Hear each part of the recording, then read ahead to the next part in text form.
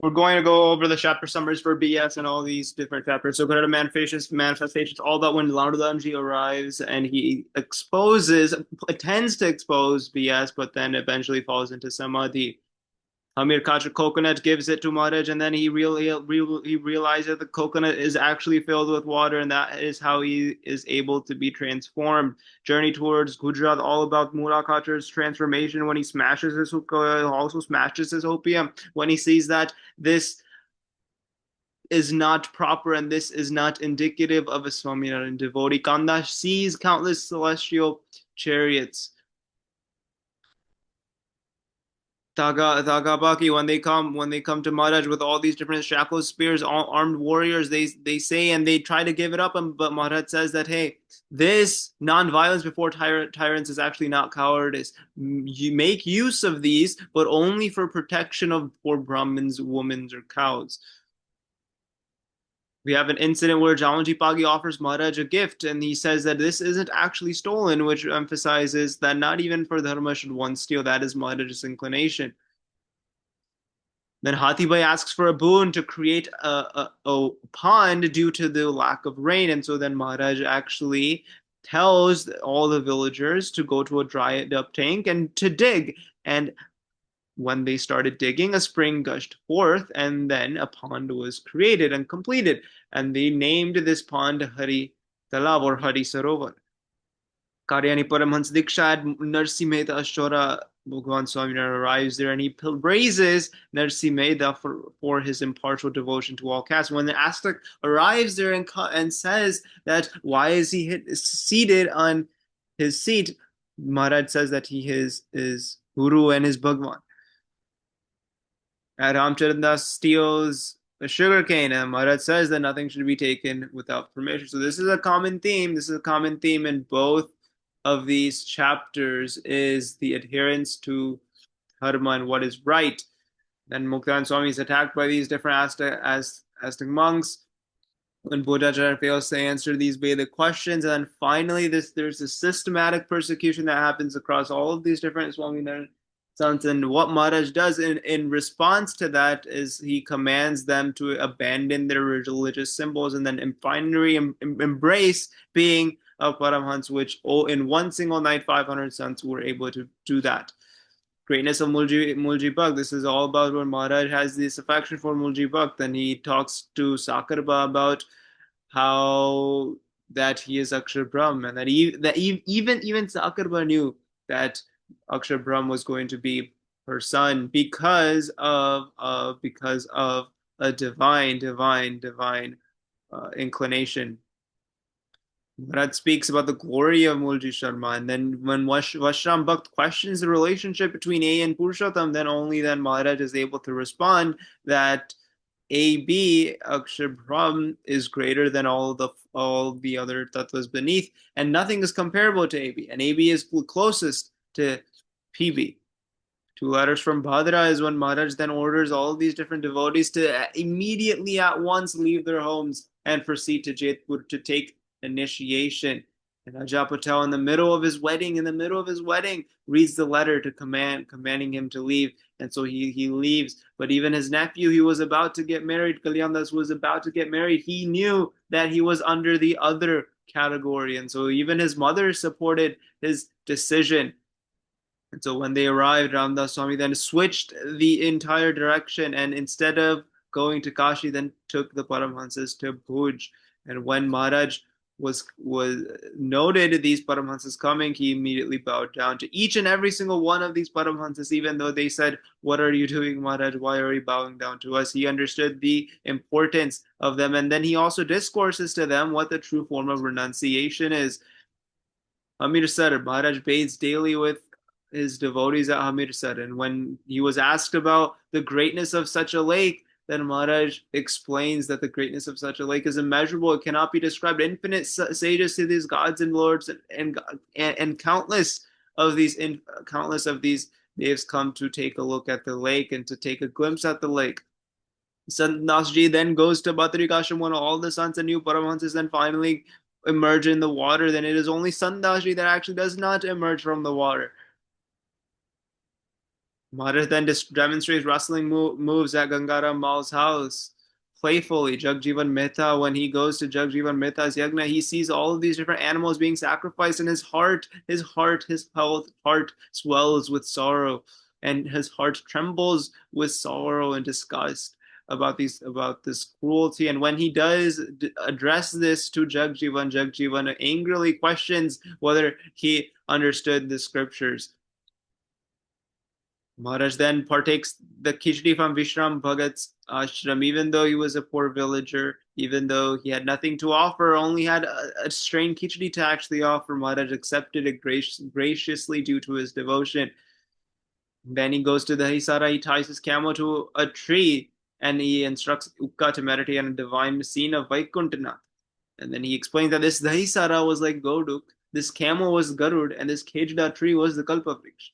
Then goes to Sadaba's house in Kedia. And even though she had divine vision to witness Maharaj's divine plays from Kedia itself, Maharaj then stayed there, and Sadaba fed Maharaj and was able to get his his divinity from his presence, was able to experience his divinity from his presence. Then Maharaj has this entire debate with Kaya, who initially he actually has Brahmanand Swami ascend the divine throne, but Kaya's mother eventually realizes that it's actually not Brahmanand Swami, but it's actually this young figure down below, Sahajanand, who is actually true God, because he was able to quickly answer all of the different questions that Kaya had. Then Maharaj actually finally graces the assembly in two forms during the Ankut festival, one over the men and women assemblies. This also ties to the fact how men and women assemblies are separate when we look at the one of the SVs. And then as Maharaj ate in both assemblies, that idol of Thakurji manifested into Sri Hari's divine form. Everyone witnessed the radiance and saw Balakrishna Lal merge into Sri Hari's divine form before the vision vanished. And so this was an opportunity for people to see and strengthen their faith in SM. And then he finally says that, hey, now it is time for the newly ascended saints that have now become Paramhans after leaving their home to return back to their household life, which was intolerable for many of these saints to actually hear. And only Ajay Patel, including and Kalyan Das, stayed and named him the appropriate names for the Paramahanses. Then Maharaj does the Jetalpur Yagna. In Jetalpur Yagna, he commands these sadhus to study scripture. And then when Swarupanand Swami comes, he talks about his entire journey, about how he led 250 saints through all these different austerities. And only when Jan Sahib served the saints were they able to get fed. Maharaj then gives the prostitute an opportunity to show her true devotion by giving her wheat to grind, and she does grind the wheat through her bare hands. And when she shows Maharaj her hands and the blisters on her hands, Maharaj says that all of her sins have been wiped away. And then Maharaj goes to the house, to the home of the prostitute, and blesses her and says that her salvation is actually guaranteed. Then he also has this scriptural debate with Bansidhar, which was a scholar. He calls all these learned Brahmins from all these different cities, and then he says that all of these different yagnas should be done with non-violence. They should be done while maintaining true dharma. They should be done while offering these different pure items such as sandalwood, fruits, not with meat and wine. But when they heard this, they were immediately shocked. And so they tried to sabotage the yagna, but they were unable to, because Maharaj was able to fill all of the different pots with ghee again. And then he places them, Brahmins, strategically to stand next to the guard so that they did not do any other harm. Maharaj then arises from his throne and then declares it his turn to worship the saints after they have worshipped him all along. And so what he does is he applies sandalwood paste along with saffron to the limbs and adorns them.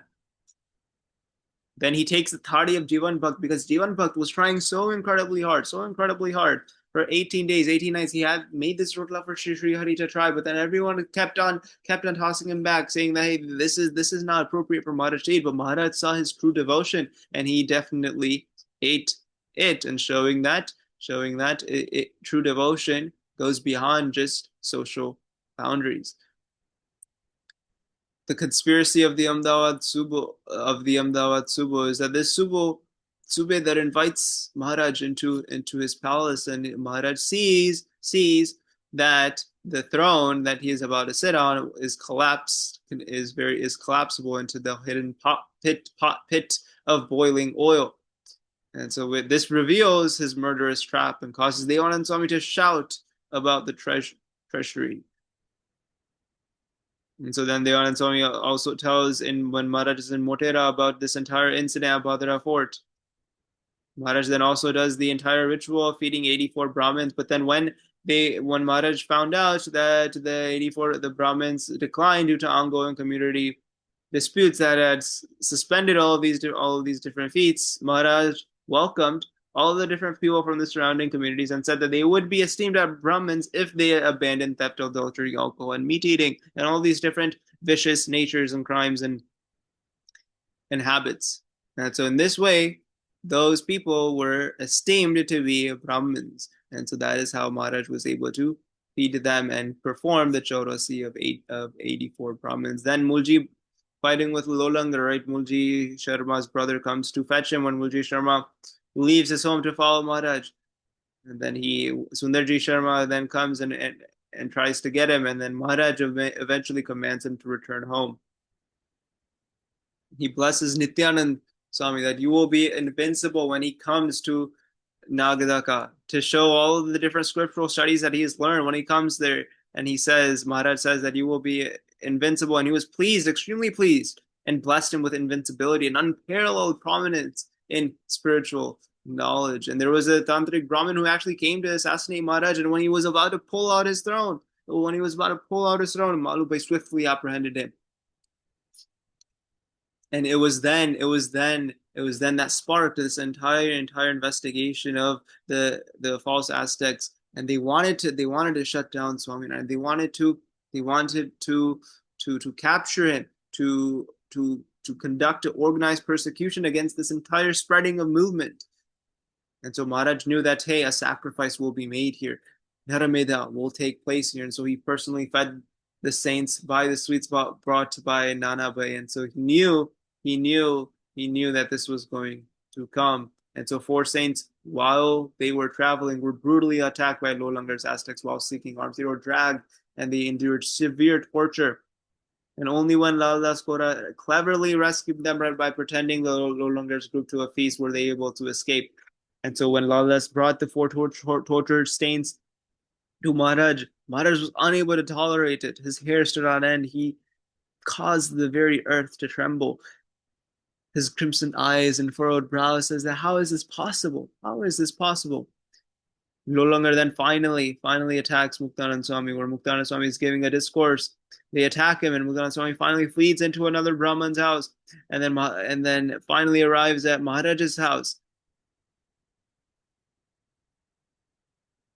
at Nathu Bhagat's house, and only then is he able to see Muktanand Swami, and he sees the things that Lolangar has done to Muktanand Swami, the things that he has done to all the different saints. And that is when Maharaj is furious, when he is angry, when he says to drown the cosmos today, I shall hesitate not a whit. And so then he sends the sons to Surat because he is worried about their safety. And so he gives them the idol of Lalji. And then he tells them to take care of them, and he tells them to make sure that they abide Bhagavad Dharma. And so Maharaj is extremely furious, and he says that to chastise time itself will not be enough. He shall restrain time itself because this persecution cannot be tolerated. And so that is when on the morning of Vaishak 14, Maharaj instructs all the women's children, elderly, to remain indoors. And he declares to his warrior devotees to prepare for battle. And then when Lolangar arrives with his army of 700 Aztecs, then expert devotee fighters like Raja Raman Singh, Alubha Darbar, Bhagukat send heads rolling, and they eventually are victorious. But even after this initial victory, Maharaj is nervous. Maharaj is nervous because he knows that Lolangar will eventually come for him. So he mounted his horse, Rojo, and then immediately went to Vahila and entered Jason Pai's home.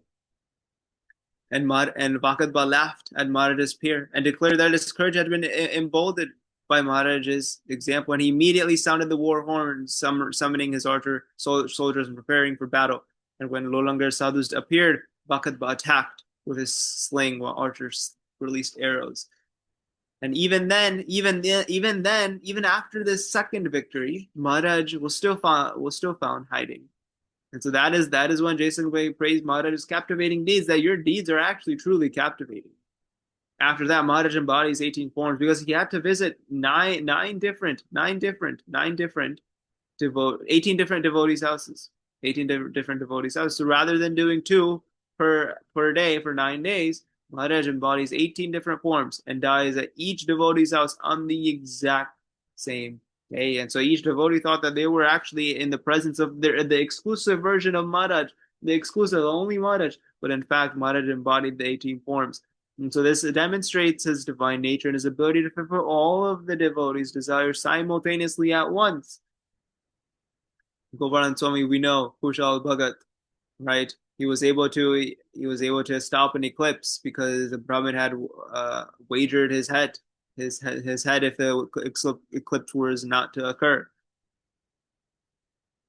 Right? One of the other things that he did is he played with the idol of Shamalji. By the idol of Shamalji was found missing from the throne. And he said there was a voice that came that said that I typically go every morning to play with Shamalji. And if you go and check, you will see that I dropped my ankle there because I was in such a hurry to come back for the morning arti before they opened the temple doors. Govardhan Swami was the incarnation of Krishna Bhagavan. We know that. And constantly spread the idea that Maharaj is supreme. And Govardhan Swami enlightened countless disciples about the glory of Govardhan Swami from as well. Again in Kutch, this is Bhavsar, Bhimasar. In Bhimasar, Maharaj shows the noble man 24 different avatars. And we'll stop there for now.